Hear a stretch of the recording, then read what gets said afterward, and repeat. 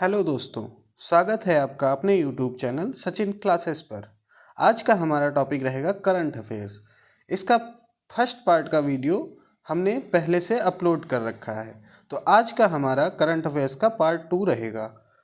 तो चलिए शुरू करते हैं आज का वीडियो, जनवरी का करंट अफेयर्स। चलिए देखते हैं क्वेश्चन नंबर 1। हाल ही में कौन संयुक्त राज्य अमेरिका की पहली महिला सिख न्यायाधीश चुनी गई? हाल ही में कौन संयुक्त राज्य अमेरिका की पहली महिला सिख न्यायाधीश चुनी गई? तो ऑप्शन है इसके Ketan Brown Jackson, Aruna Miller, Manpreet Monica Singh, उपयुक्त में से कोई नहीं। तो इसका आंसर हो जाएगा Manpreet Monica Singh. Manpreet Monica Singh. Manpreet Monica Singh Texas में हैरिस काउंटी सिविल कोर्ट के न्यायाधीश के रूप में शपथ लेंगी। ये जो है सिविल कोर्ट के न्यायाधीश के रूप में शपथ लेंगी। चलिए देखते हैं क्वेश्चन नंबर 2। हाल ही में किस राज्य ने देश के पहले पूरी तरह से डिजिटल बैंकिंग वाले राज्य बनने की घोषणा की है? हाल ही में किस राज्य ने देश के पहले पूरी तरह से डिजिटल बैंकिंग वाले राज्य बनने की घोषणा की है? तो ऑप्शन है इसका नंबर 1 उत्तर प्रदेश, केरल, गुजरात और तमिलनाडु। तो इसका आंसर हो जाएगा केरल। केरल राज्य ने देश के पहले पूरी तरह से डिजिटल बैंकिंग वाले राज्य बनने की घोषणा की है। तो केरल देश का पहला पूरी तरह से डिजिटल बैंकिंग वाला राज्य बना है। केरल के मुख्यमंत्री कौन है? तो केरल के मुख्यमंत्री पिनराई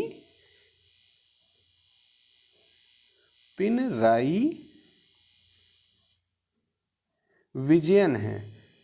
केरल के मुख्यमंत्री पिनराई विजयन हैं। तो मुख्यमंत्री पिनराई विजयन ने 7 जनवरी 2023 को यह घोषणा की कि केरल राज्य देश का पहला पूरी तरह से डिजिटल बैंकिंग वाला राज्य बना है। तो आइए देखते हैं क्वेश्चन नंबर 3। क्वेश्चन नंबर 3 हमारा है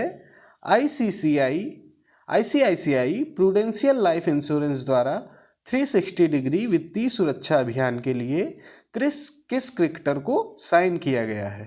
आईसीआईसीआई प्रूडेंशियल लाइफ इंश्योरेंस द्वारा 360 डिग्री वित्तीय सुरक्षा अभियान के लिए किस क्रिकेटर को साइन किया गया है?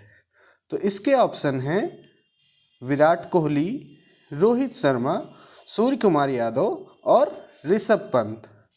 तो आप सबको पता होगा 360 डिग्री किसे बोला जाता है। अगर आप क्रिकेट के शौकीन हैं तो आप अच्छी तरह जानते होंगे कि 360 डिग्री किसे बोला जाता है। तो 360 डिग्री से हम क्या जानेंगे? सूर्य कुमार यादव। सूर्य कुमार यादव को 360 डिग्री प्लेयर बोला जाता है।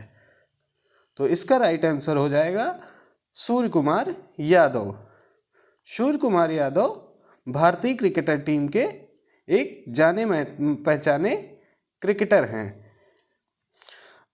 तो आईसीआईसीआई बैंक जो हमारा इसका मुख्यालय होगा बड़ोदरा गुजरात में है। आईसीआईसीआई बैंक का मुख्यालय कहाँ पर है? बड़ोदरा गुजरात। आईसीआईसीआई बैंक का अध्यक्ष कौन है? तो आईसीआईसीआई बैंक के अध्यक्ष हैं गिरीश चंद्र चतुर्वेदी। आईसीआईसीआई बैंक के अध्यक्ष गिरीश चंद्र चतुर्वेदी हैं। सूर्य कुमार यादव 2022 में T20 इंटरनेशनल में सबसे अधिक रन बनाने का रिकॉर्ड अपने नाम किया है। T20 इंटरनेशनल में सबसे अधिक रन बनाने का रिकॉर्ड अपने नाम किया है। आइए देखते हैं क्वेश्चन नंबर 4। क्वेश्चन नंबर 4 है हाल ही में इमोइन इरत्पा महोत्सव कहाँ मनाया गया? हाल ही में इमोइन इरत्पा महोत्सव कहाँ मनाया गया? तो ये मनाया गया है मणिपुर में। मणिपुर में इमोइन इरत्पा महोत्सव मनाया गया है। तो मणिपुर के अगर मुख्यमंत्री की बात करें तो मणिपुर के मुख्यमंत्री कौन हैं? तो मणिपुर के मुख्यमंत्री हैं एन वीरेन सिंह। तो मणिपुर के मुख्यमंत्री एन वीरेन सिंह हैं। इमोइन इरत्पा जो है ये सुख शांति धन धान्य और समृद्धि की देवी कहलाती हैं। इमोइन जो हैं ये सुख शांति धन धान्य और समृद्धि की देवी कहलाती हैं, इसलिए उन देवी को खुश करने के लिए इमोइन इरत्पा महोत्सव मणिपुर में मनाया जाता है। आइए देखते हैं क्वेश्चन नंबर 5। हाल ही में किस महारत्न कंपनी ने भारतीय सेना के लिए लो स्मोक सुपीरियर केरोसिन तेल लॉन्च किया है? हाल ही में किस महारत्न कंपनी ने भारतीय सेना के लिए लो स्मोक सुपीरियर केरोसिन तेल लॉन्च किया है? तो ऑप्शन है इसके HPCL, ONGC, BPCL, IOC। HPCL, ONGC, BPCL, IOC। तो इसका राइट आंसर हो जाएगा BPCL। BPCL Bharat pumps and compressors limited. Bharat pumps and compressors limited. Bharat pumps compressor limited ने जम्मू में भारतीय सेना के लिए low smoke superior kerosene oil launch किया है। तो जो ये BPCL है इसने लो स्मोक सुपीरियर केरोसिन तेल जम्मू में भारतीय सेना के लिए लॉन्च किया है। आइए बात करते हैं अगर BPCL की, तो BPCL की स्थापना जो हुई थी वो 1976 में कहाँ पर हुई थी? इसका मुख्यालय अगर हम देखें तो कहाँ पर है? मुंबई में हुई थी। तो BPCL की स्थापना 1976 में मुंबई में हुई थी। तो अगर यहाँ देखें महारत्न कंपनी की बात की है तो महारत्न कंपनी का दर्जा इसे कब मिला था? तो महारत्न कंपनी का दर्जा 2017 में मिला था। अगर बात करें महारत्न कंपनी कहते किसे हैं, तो जिस कंपनी ने लगातार बीते 3 वर्षों में 5,000 करोड़ रुपए से अधिक का शुद्ध लाभ प्राप्त किया हो। महारत्न कंपनी किसे कहेंगे? जिसने लगातार बीते 3 वर्षों में 5,000 करोड़ रुपए से अधिक का शुभ लाभ प्राप्त किया है। आइए और ऑप्शन पे अगर देखें तो HPCL क्या है? HPCL की फुल फॉर्म अगर देखेंगे तो हिंदुस्तान पेट्रोलियम कॉरपोरेशन लिमिटेड है। हिंदुस्तान पेट्रोलियम कॉरपोरेशन लिमिटेड है। और इसकी स्थापना अगर देखें तो कब हुई थी? 1974 में। HPCL की स्थापना अगर देखें तो 1974 में हुई थी और BPCL की 1976 में। 1976 में BPCL का मुख्यालय मुंबई में है और HPCL का भी मुख्यालय मुंबई में है। अगर HPCL के चेयरमैन की बात की जाए तो कौन है? श्री पुष्प कुमार जोशी जी हैं। ये हमारे भारत की दूसरे नंबर की कंपनी है। BPCL जो है ये हमारे तीसरे नंबर की कंपनी है। अब बात करते हैं ONGC। ONGC क्या है? Oil and natural gas corporation. Oil and natural gas corporation. ONGC जो है ये नंबर 1 की कंपनी है। ONGC जो है ये नंबर 1 की कंपनी है। Oil and natural gas corporation. अगर इसकी स्थापना की बात की जाए तो ये 1956 में बनी थी और इसके चेयरमैन कौन है? अरुण कुमार सिंह। तो ONGC की स्थापना कब हुई थी? 1956 में हुई थी। इसके चेयरमैन कौन है? अरुण कुमार सिंह। अगर ONGC के मुख्यालय की बात करें तो मुख्यालय कहाँ पर है इनका? देहरादून में। ONGC का मुख्यालय देहरादून में है। लास्ट ऑप्शन क्या बचता है? IOCL। IOC लिखा है, वैसे IOCL होता है। IOCL मतलब Indian oil corporation limited. Indian oil corporation limited. इसकी स्थापना कब हुई थी? जून 1959 में। जून 1959 में, सॉरी, IOCL की स्थापना 1959 में हुई थी। इसका मुख्यालय अगर हम देखें तो इसका मुख्यालय है नई दिल्ली में। तो हमारे चारों ऑप्शन इससे कवर हुए, HPCL, ONGC, BPCL, IOCL। चलिए देखते हैं क्वेश्चन नंबर 6। पहली बार विश्व हिंदी दिवस किस प्रधानमंत्री द्वारा मनाया गया? पहली बार विश्व हिंदी दिवस किस प्रधानमंत्री द्वारा मनाया गया? तो बात करें अगर हिंदी दिवस की, तो हिंदी दिवस अपना कब मनाया जाता है? विश्व हिंदी दिवस, अगर हिंदी दिवस की बात करें तो कब मनाया जाता है? 10 जनवरी। 10 जनवरी को हम हिंदी दिवस मनाते हैं। सबसे पहले अगर बात की जाए तो सबसे पहले 10 जनवरी 1975 को महाराष्ट्र के नागपुर में पहला विश्व हिंदी सम्मेलन आयोजित किया गया था। पहला विश्व हिंदी सम्मेलन आयोजित किया गया था। ये कब किया गया था?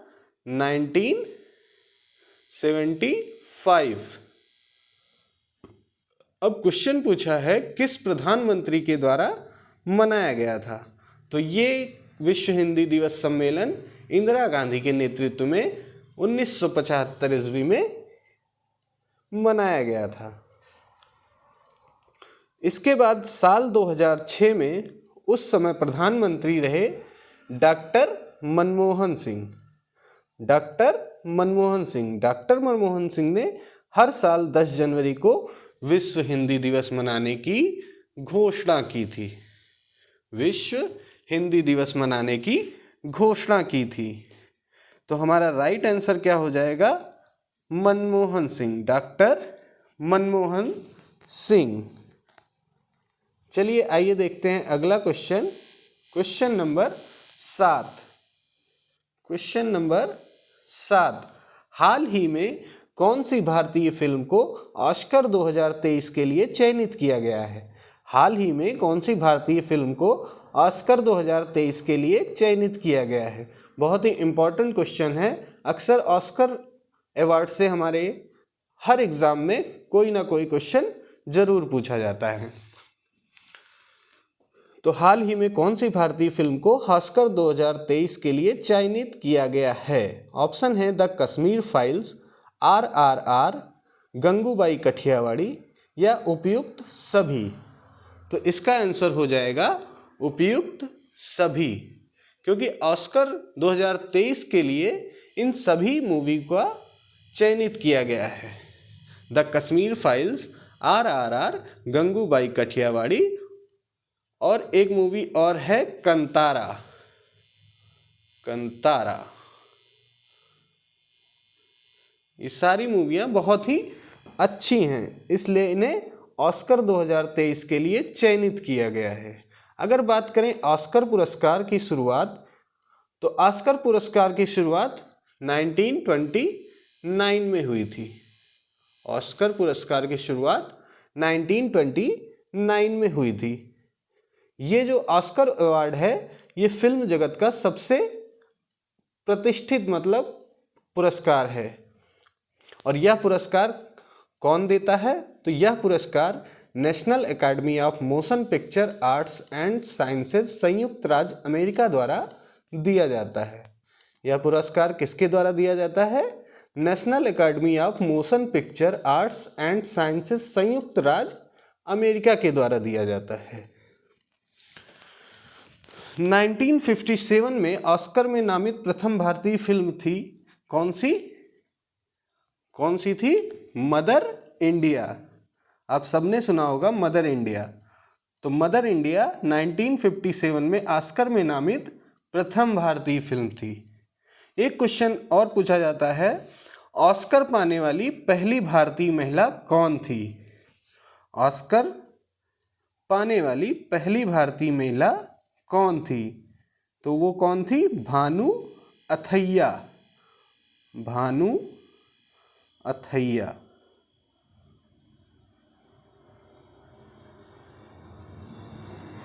भानु अथैया कौन थी? ऑस्कर पाने वाली पहली महिला थी। तो इन्हें जो ऑस्कर मिला था वो किस लिए मिला था? तो ये इन्हें इसलिए मिला था कि गांधी फिल्म की कॉस्ट्यूम डिजाइनिंग के लिए यह पुरस्कार दिया गया था। तो ऑस्कर पाने वाली पहली भारतीय महिला भानु अथैया हैं। चलिए आइए देखते हैं अगला question, question number 8। Question number 8, हाल ही में मैसूर व हम्पी शहर को स्वदेश दर्शन 2.0 योजना के तहत सूचीबद्ध किया गया। यह स्थल किस राज्य से है? हाल ही में मैसूर व हम्पी शहर को स्वदेश दर्शन 2.0 योजना के तहत सूचीबद्ध किया गया। यह स्थल किस राज्य से है? तो ऑप्शन है तमिलनाडु, केरल, कर्नाटक, उड़ीसा। तो इसका राइट आंसर हो जाएगा कर्नाटक। क्या हो जाएगा? कर्नाटक। मैसूर व हम्पी कहाँ पर हैं? कर्नाटक में। हम्पी की बात करें तो हम्पी अगर इतिहास में देखा जाए तो इतिहास में हम्पी कहाँ पर है? विजयनगर साम्राज्य की राजधानी थी। हम्पी शहर जो है विजयनगर साम्राज्य की राजधानी थी। इसकी राजभाषा क्या थी? तेलुगु थी। यह तुंगभद्रा नदी के किनारे स्थित है। तुंगभद्रा नदी के किनारे पर स्थित है। विजयनगर साम्राज्य की स्थापना अगर इतिहास में देखा जाए, पढ़ा जाए तो विजयनगर की स्थापना किसने की थी? हरिहर तथा एवं बुक्का ने। हरिहर और बुक्का दो भाई थे। तो इन्होंने विजयनगर साम्राज्य की स्थापना की थी। कब की थी? तो 1336 में की थी। हरिहर और बुक्का ने 1336 में विजयनगर साम्राज्य की स्थापना की थी। एक क्वेश्चन ये भी पूछा जाता है कि इटली का यात्री निकोलो कॉन्टी विजयनगर की यात्रा पर किसके शासनकाल में आया? जो इटली का यात्री था निकोलो कांटी, वो विजयनगर की यात्रा पर आया था। तो वो किसके शासनकाल में आया था? तो इसका आंसर हो जाएगा देवराय प्रथम। इटली का यात्री निकोलो कांटी विजयनगर की यात्रा पर देवराय प्रथम के शासनकाल में आया था। देवराय प्रथम के शासनकाल में आया था। अब अगर बात की जाए मैसूर की, तो मैसूर भी क्या है? कर्नाटक में है। 1761 ईस्वी में हैदर अली मैसूर का शासक बना था। 1761 ईस्वी में हैदर अली मैसूर का शासक बना था। हैदर अली की मृत्यु 1782 में द्वितीय आंग्ल मैसूर युद्ध के दौरान हो गई थी। हैदर अली की मृत्यु 1782 ईस्वी में द्वितीय आंग्ल मैसूर युद्ध के दौरान हो गई थी। उस समय गवर्नर जनरल कौन थे? ये क्वेश्चन बहुत अधिक बार पूछा गया है कि हैदर अली की मृत्यु के समय गवर्नर जनरल कौन थे? तो गवर्नर जनरल कौन थे? वारेन हेस्टिंग्स थे। वारेन हेस्टिंग्स थे। एक क्वेश्चन और भी पूछा जाता है कि हैदर अली की मृत्यु के बाद शासक कौन बना? तो शासक उनका पुत्र बना था। पुत्र कौन? टीपू सुल्तान। हैदर अली की मृत्यु के बाद उसका पुत्र टीपू सुल्तान बना। आइए देखते हैं अगला क्वेश्चन, क्वेश्चन नंबर 9। हाल ही में संन्यास की घोषणा करने वाली भारत की स्टार टेनिस महिला खिलाड़ी का नाम क्या है? हाल ही में संन्यास की घोषणा करने वाली भारत की स्टार टेनिस महिला खिलाड़ी का नाम क्या है? ऑप्शन है साइना नेहवाल, सानिया मिर्जा, मिताली राज, झूलन गोस्वामी। तो यहाँ पर टेनिस महिला खिलाड़ी की बात की गई है। तो टेनिस खिलाड़ी कौन है यहाँ पे? सानिया मिर्जा हैं। सानिया मिर्जा हैं, क्योंकि और सभी ऑप्शन साइना नेहवाल बैडमिंटन से हैं, मिताली राज क्रिकेट से हैं, झूलन गोस्वामी भी क्रिकेट से हैं। तो सानिया मिर्जा टेनिस महिला खिलाड़ी ने अपने संन्यास की घोषणा की है। संन्यास की घोषणा कब की है? तो ये इस साल ऑस्ट्रेलियन ओपन के बाद संन्यास ले लेंगी। ये इस साल ऑस्ट्रेलियन ओपन के बाद संन्यास ले लेंगी। अगर बात करें ऑप्शन नंबर 1 साइना नेहवाल, तो ये एक बैडमिंटन खिलाड़ी हैं। साइना नेहवाल लाइमलाइट में कब आई थी? जब इन्होंने लंदन ओलंपिक 2012 में इतिहास रचा था। इतिहास कैसे रचा था? तो बैडमिंटन की महिला एकल स्पर्धा में कांस्य पदक हासिल किया था। ओलंपिक में साइना ने बैडमिंटन की महिला एकल स्पर्धा में कांस्य पदक हासिल किया था। बैडमिंटन में ऐसा करने वाली ये भारत की पहली महिला खिलाड़ी थी, इसीलिए इन्होंने ये इतिहास रचा था, क्योंकि ये बैडमिंटन की ऐसा करने वाली भारत की पहली महिला खिलाड़ी हैं, जिसके लिए इन्हें अर्जुन पुरस्कार 2009 में मिला था। अर्जुन पुरस्कार एक बार 2009 में मिला था और इन्हें राजीव गांधी खेल रत्न पुरस्कार भी मिल चुका है। वो कब मिला था? 2010 में। साइना नेहवाल को अर्जुन पुरस्कार जो मिला था वो मिला था 2009 में और राजीव गांधी खेल रत्न पुरस्कार 2010 में। अच्छा, यहाँ पर बात होती है अगर राजीव गांधी खेल रत्न पुरस्कार की, तो राजीव गांधी खेल रत्न पुरस्कार का नाम अब बदल दिया गया है। नाम बदलकर राजीव गांधी खेल रत्न पुरस्कार का क्या रखा गया है? तो वो हो गया है मेजर ध्यानचंद खेल रत्न पुरस्कार। नया नाम क्या हो गया है? मेजर ध्यानचंद खेल रत्न पुरस्कार। यह भारत में दिया जाने वाला सबसे बड़ा खेल पुरस्कार होता है। भारत में यह सबसे बड़ा खेल पुरस्कार है। इसकी स्थापना कब हुई थी? 1991 से 1992 में, 1991 या 92 में हुई थी। इस पुरस्कार के अंतर्गत अगर जो हमें इनाम राशि मिलती है, तो अगर उसकी बात की जाए तो इनाम राशि क्या दी जाती है? 25 लाख। पहले जो कि ये 7.5 लाख थी, जो अब बढ़ाकर 25 लाख कर दी गई है। अगला ऑप्शन देखें मिताली राज। तो मिताली राज क्या है? क्रिकेट की खिलाड़ी हैं। ये वनडे टीम की कप्तान भी रह चुकी हैं। महिला वनडे टीम की कप्तान भी रह चुकी हैं। इन्होंने जून 2022 में अपने संन्यास की घोषणा की है। अगला ऑप्शन झूलन गोस्वामी। तो ये भी एक क्रिकेटर हैं। ये बॉलर हैं, महिला बॉलर खिलाड़ी हैं, फास्ट बॉलर खिलाड़ी। इनको चकदा एक्सप्रेस के नाम से भी ये प्रसिद्ध हैं। झूलन गोस्वामी को चकदा एक्सप्रेस नाम से भी संबोधित किया जाता है। इन्होंने भी सितंबर 2022 में अपने संन्यास की घोषणा की है। आइए देखते हैं अगला क्वेश्चन, क्वेश्चन नंबर 10।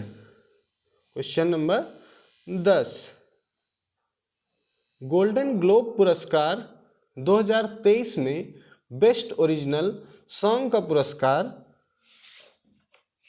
प्राप्त नाटू नाटू गीत किस फिल्म से संबंधित है?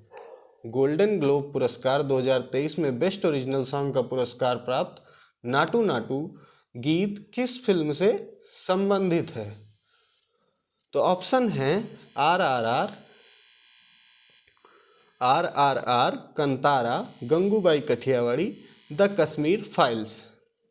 तो यहाँ पे देखिए ये चारों मूवी जो हैं क्या हैं? ऑस्कर के लिए नॉमिनेट हुई हैं। चारों मूवी ये ऑस्कर के लिए नॉमिनेट हुई हैं। और ये नाटू नाटू जो सॉन्ग है ये किस मूवी का है? RRR। RRR, नाटू नाटू गीत किस मूवी से है? RRR।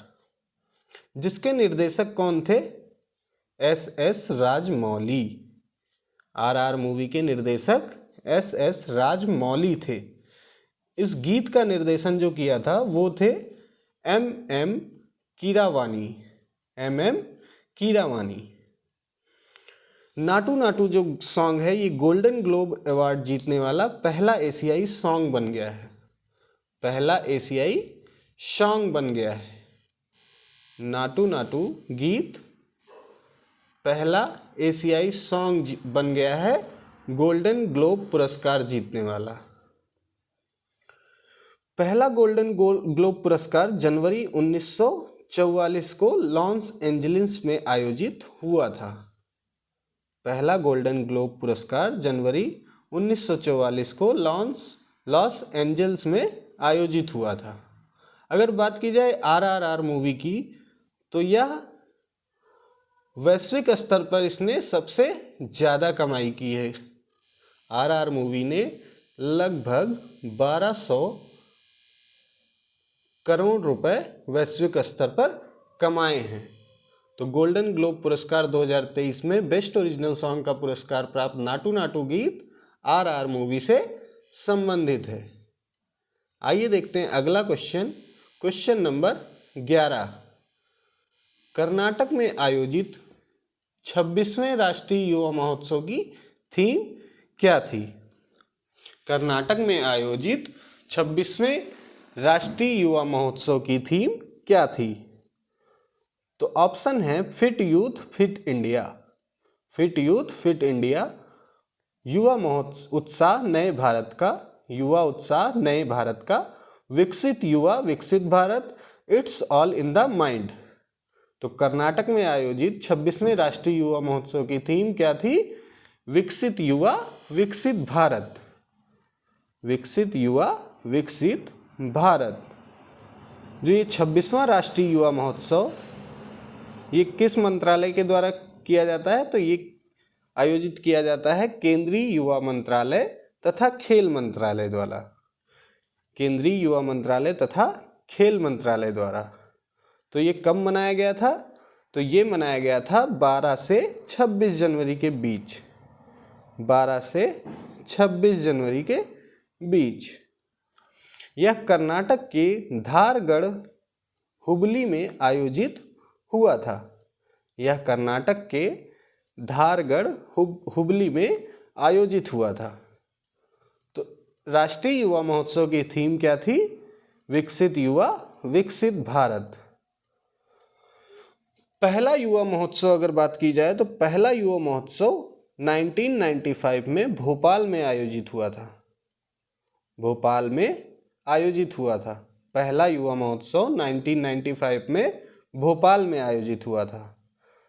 ये युवा महोत्सव मनाया क्यों जाता है? अगर बात करें कि ये राष्ट्रीय युवा महोत्सव क्यों मनाया जाता है, तो ये मनाया जाता है स्वामी विवेकानंद की जयंती के उपलक्ष्य में। स्वामी विवेकानंद की जयंती को हर वर्ष 12 जनवरी को राष्ट्रीय युवा दिवस के रूप में मनाया जाता है, राष्ट्रीय युवा दिवस के रूप में मनाया जाता है। तो क्वेश्चन अगर आता है कि राष्ट्रीय युवा दिवस कब मनाया जाता है, तो आंसर क्या हो जाएगा? 12 जनवरी को। तो स्वामी विवेकानंद की जयंती को हर वर्ष 12 जनवरी को राष्ट्रीय युवा दिवस मनाया जाता है। इससे पहले 25वां राष्ट्रीय महोत्सव जो था वो कहाँ मनाया गया था?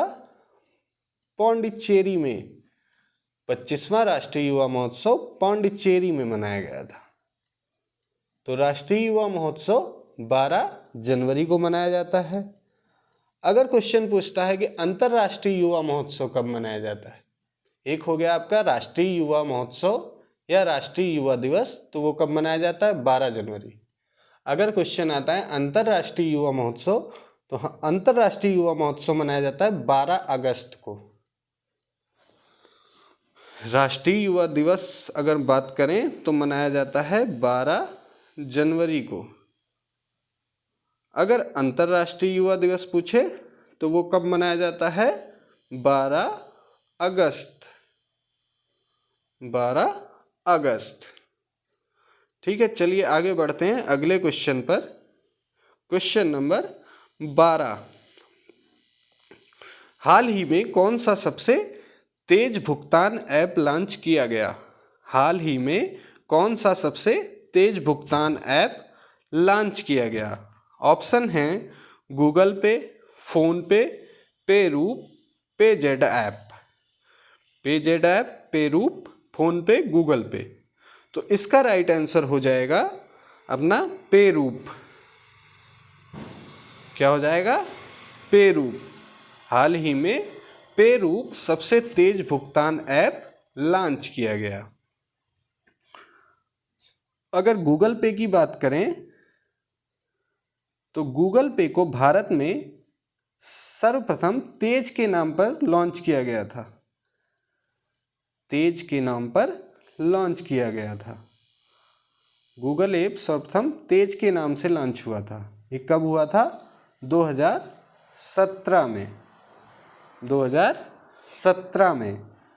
फिर एक साल बाद इसको तेज से बदलकर गूगल पे कर दिया गया था। जी पे, गूगल पे 2018 में। तो अगर गूगल पे का पुराना नाम पूछा जाए तो क्या है? तेज। ये 2017 में लॉन्च हुआ था।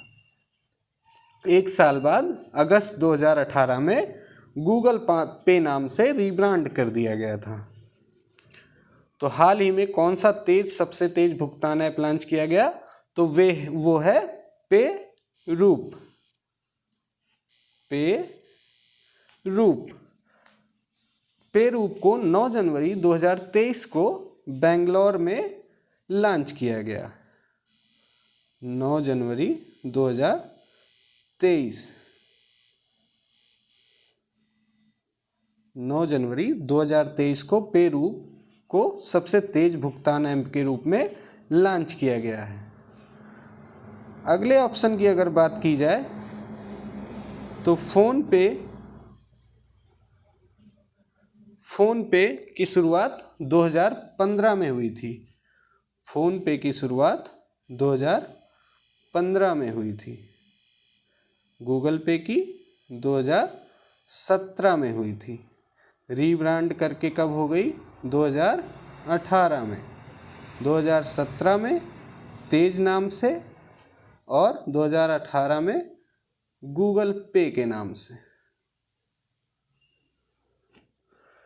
फोन पे की शुरुआत कब हुई थी? 2015 में। और इसका मुख्यालय कहाँ पर है? बेंगलोर में। पे रूप की शुरुआत 2023 में। पे जेड ऐप की बात करें तो पे जेड ऐप को भारत में 2015 में HDFC बैंक ने लॉन्च किया था। 2015 में HDFC बैंक ने लॉन्च किया था। तो गूगल पे 2017-18, फोन पे 2015, पे रूप 2023 में। ये सबसे तेज भुगतान ऐप है। पे जेड ऐप को HDFC ने 2015 में लॉन्च किया था। चलिए देखते हैं अगला क्वेश्चन। Question number 13। वर्ष 2022 में PM 2.5 की मात्रा के आधार पर सबसे प्रदूषित शहर कौन सा है? वर्ष 2022 में PM 2.5 की मात्रा के आधार पर सबसे प्रदूषित शहर कौन सा है? तो ऑप्शन है दिल्ली, फरीदाबाद, गाजियाबाद, जयपुर। तो इसका राइट आंसर हो जाएगा दिल्ली। दिल्ली PM 2.5 की मात्रा के आधार पर सबसे प्रदूषित शहर है। PM 2.5 की बात की जाए तो PM का मतलब है पार्टिकुलेट मैटर। PM का मतलब पार्टिकुलेट मैटर। अगर 2.5 से बात की जाए तो 2.5 क्या है? 2.5 हमारा है उसका साइज। 2.5 उसका साइज है। तो पार्टिकुलेट मैटर 2.5 माइक्रोमीटर होता है। ये क्या होता है कि ये हमारी सांस के माध्यम से हमारे शरीर के अंदर जाकर हमारे फेफड़ों, रक्तवाहिनियों आदि को हानि पहुंचाता है। तो इस केस में अगर देखा जाए तो सबसे प्रदूषित शहर कौन सा हुआ? दिल्ली। दिल्ली जो है हमारा सबसे नंबर 1 पर है। नंबर 2 सबसे प्रदूषित शहर की बात की जाए तो वो फरीदाबाद है। नंबर 2 की अगर बात की जाए तो वो फरीदाबाद है। फरीदाबाद कहाँ पे? हरियाणा। हरियाणा का फरीदाबाद जिला नंबर 2 पर प्रदूषित शहर के आता है। अगर नंबर 3 की बात की जाए तो नंबर 3 पे है उत्तर प्रदेश राज्य का गाजियाबाद। गाजियाबाद नंबर 3 पर सबसे प्रदूषित शहर है। आइए देखते हैं अगला question, question number 14। Question number 14, Australia द्वारा हाल ही में किस भारतीय भाषा को पब्लिक स्कूलों के पाठ्यक्रम में शामिल करने की घोषणा की गई है? ऑस्ट्रेलिया द्वारा हाल ही में किस भारतीय भाषा को पब्लिक स्कूलों के पाठ्यक्रम में शामिल करने की घोषणा की गई है? तो ऑप्शन है हिंदी, पंजाबी, गुजराती, उर्दू। तो इसका राइट आंसर हो जाएगा हमारा पंजाबी, क्योंकि हिंदी पहले से ऑस्ट्रेलिया में पढ़ाई जाती है। 3 भाषाएं पहले से ही पढ़ाई जाती हैं, हिंदी, तमिल, कोरियाई। अब पंजाबी भाषा को भी शामिल कर लिया गया है पब्लिक स्कूलों के पाठ्यक्रम में। 2021 में हिंदी, तमिल और कोरियाई को पब्लिक स्कूलों के पाठ्यक्रम में शामिल किया गया था। अब 2023 में ऑस्ट्रेलिया के पब्लिक स्कूलों में पंजाबी भाषा को पढ़ाने के लिए शामिल किया गया है। अगर बात की जाए ऑस्ट्रेलिया महाद्वीप की, तो ऑस्ट्रेलिया महाद्वीप की खोज किसने की थी? ऑस्ट्रेलिया महाद्वीप की खोज जेम्स कुक ने की थी। ऑस्ट्रेलिया महाद्वीप की खोज जेम्स कुक ने की थी। इन्होंने उसकी खोज करने के बाद उसका नाम न्यू हॉलैंड रखा था। जेम्स कुक ने ऑस्ट्रेलिया का नाम न्यू हॉलैंड रखा था। अगर इस द्वीप की बात करें तो इस द्वीप को द्वीपीय महाद्वीप भी कहा जाता है। द्वीपीय महाद्वीप भी कहा जाता है क्योंकि यह चारों तरफ से जल से घिरा हुआ है। यह चारों ओर से जल से घिरा हुआ है।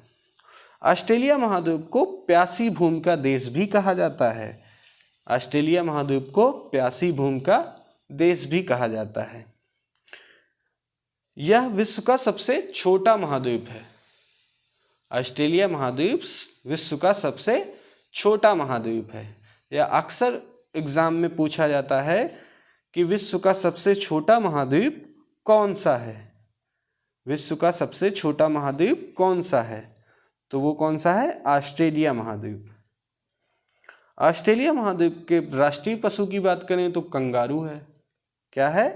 कंगारू। इसलिए इसे कंगारुओं का देश भी कहा जाता है। ऑस्ट्रेलिया महाद्वीप का राष्ट्रीय पशु क्या है? कंगारू है। इसलिए इसे कंगारुओं का देश भी कहा जाता है। आइए देखते हैं अगला question, question number 15। Question number 15, हाल ही में रणजी ट्रॉफी का दूसरा सर्वाधिक स्कोर किसके द्वारा बनाया गया? हाल ही में रणजी ट्रॉफी का दूसरा सर्वाधिक स्कोर किसके द्वारा बनाया गया? ऑप्शन है संजय मांजरेकर, विजय मर्चेंट, पृथ्वी शा, बीबी निबलांकर। तो इसका आंसर हो जाएगा पृथ्वी शा। पृथ्वी शा ने रणजी ट्रॉफी के मैच में 379 रन की पारी खेलकर दूसरा सर्वाधिक स्कोर बनाया है। दूसरा सर्वाधिक स्कोर बनाया है। कितने रन बनाकर? 379 रन। अगर बात की जाए पहले नंबर की, अगर ये दूसरा सर्वाधिक स्कोर है तो पहला सर्वाधिक स्कोर किसने बनाया था? तो पहला सर्वाधिक स्कोर किसके नाम है? बीवी निबलांकर के। इनका स्कोर जो है 443 रन है। 443 रन है। अगर बात की जाए रणजी ट्रॉफी विनर्स की, तो 2022-23 का विनर जो बने हैं वो कौन है? एमपी।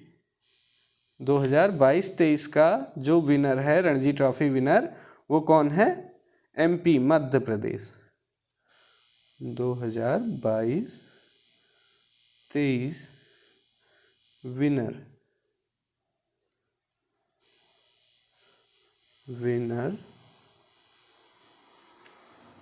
कौन सा प्रदेश है? एमपी। एमपी ने ये टाइटल, जो रणजी ट्रॉफी का टाइटल, कैसरी बार जीता है? चौथी बार जीता है। चौथी बार ये टाइटल जीता है। एमपी ने रणजी ट्रॉफी का चौथी बार टाइटल जीता है।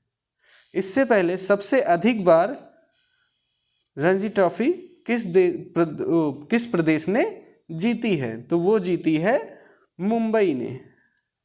मुंबई ने सबसे अधिक बार रणजी ट्रॉफी जीती है। कितनी बार? अगर पूछा जाए मुंबई ने रणजी ट्रॉफी कितनी बार जीती है, तो वो जीती है 41 टाइम्स।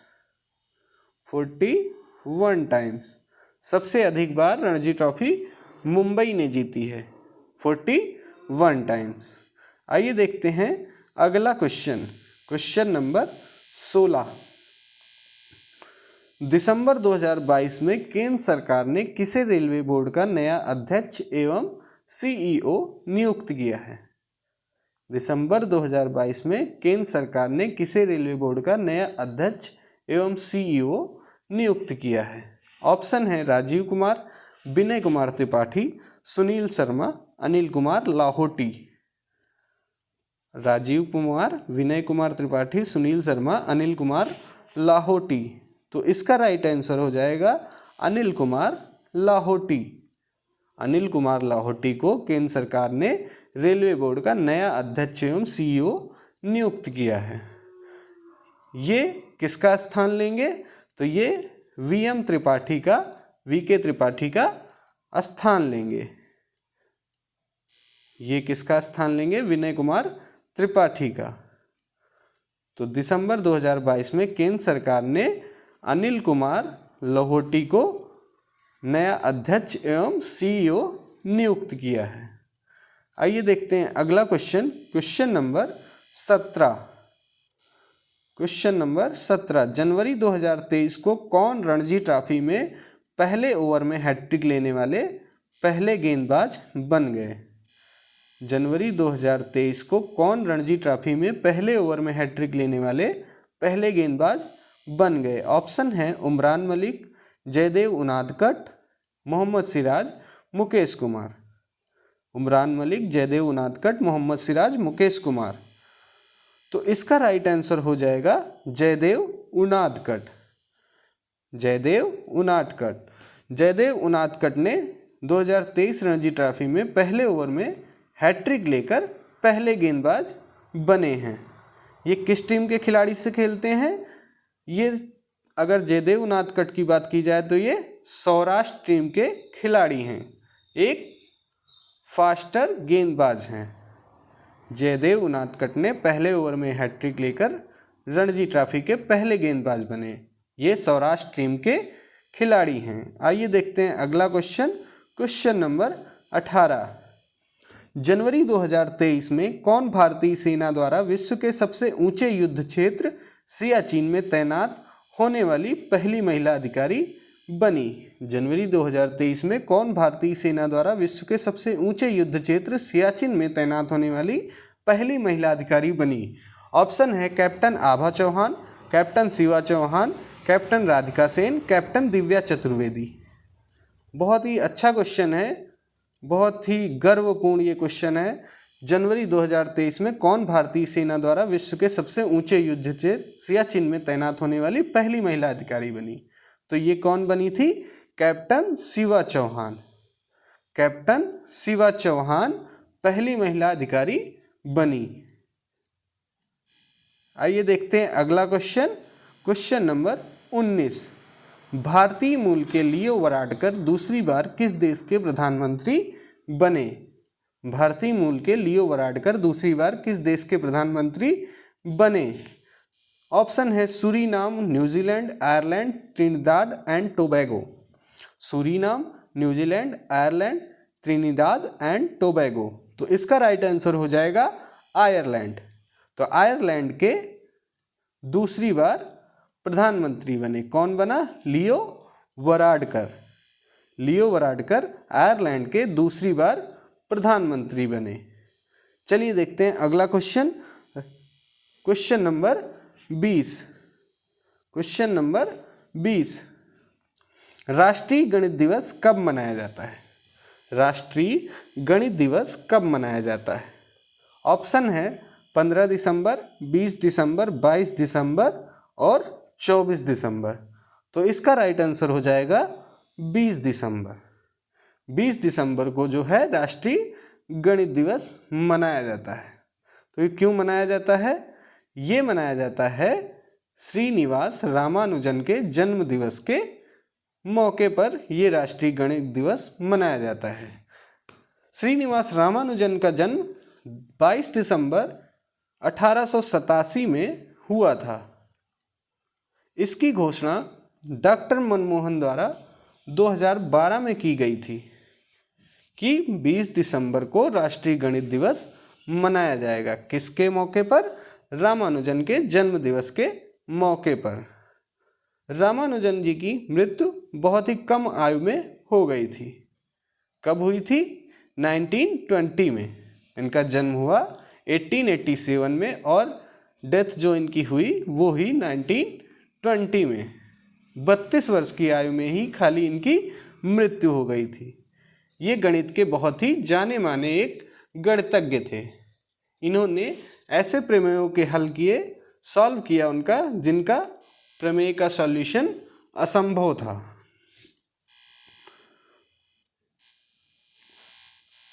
चलिए आइए देखते हैं अगला question. Question number 21। Question number 21।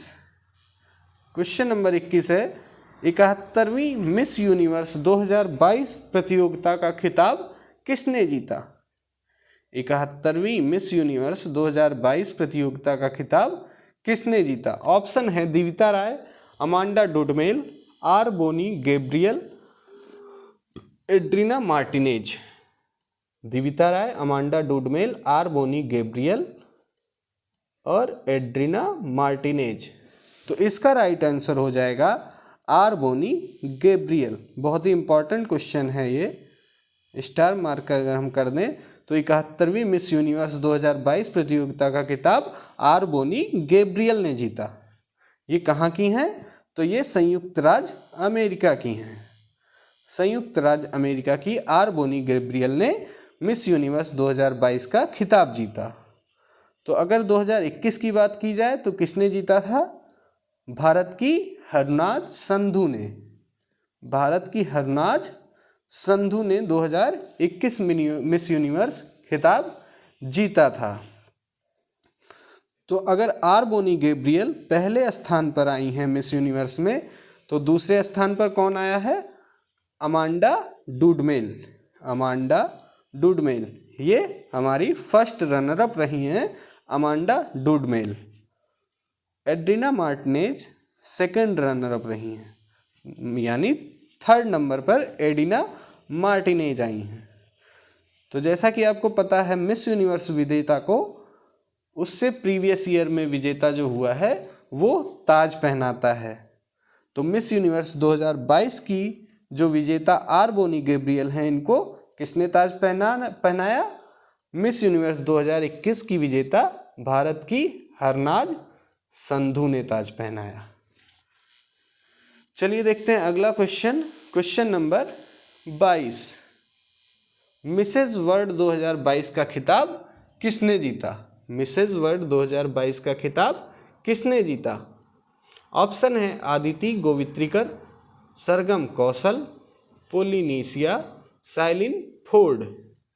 Mrs World 2022 का खिताब किसने जीता?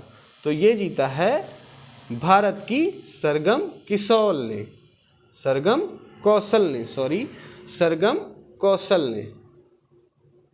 सरगम कौशल ने मिसेज वर्ल्ड 2022 का खिताब जीता है।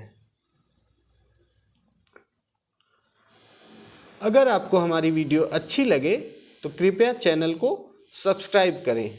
अगर इसकी PDF चाहिए हो तो इस WhatsApp नंबर पर हमें मैसेज करें। अगर हमारा वीडियो अच्छा लगे तो वीडियो को लाइक करें और अपने दोस्तों के साथ शेयर करें और इस चैनल को सब्सक्राइब ज़रूर करें। धन्यवाद।